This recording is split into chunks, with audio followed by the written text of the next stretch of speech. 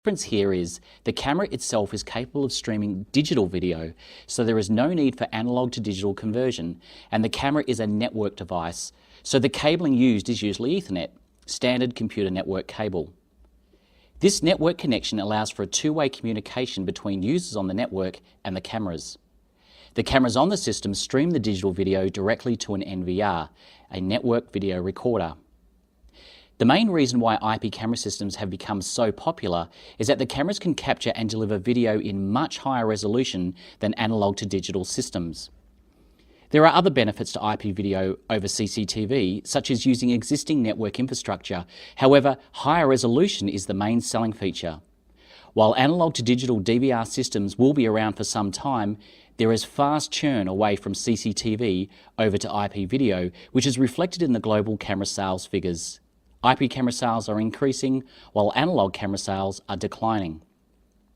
What's interesting about the two systems is that while one streams analog and the other digital, the topology of both systems are the same.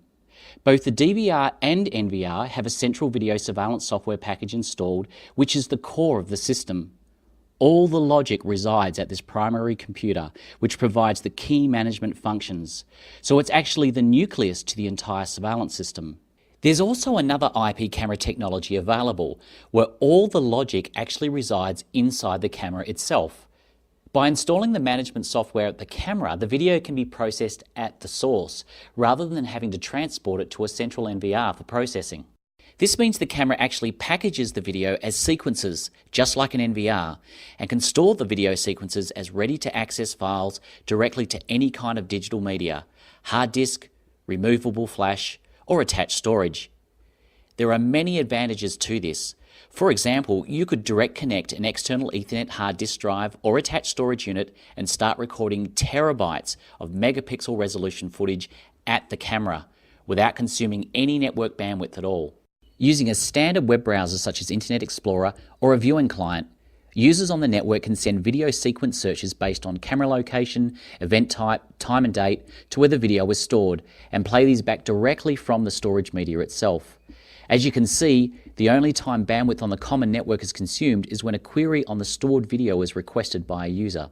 You couldn't do this from a centralized IP camera system such as this because the video has to be processed and packaged by the NVR first.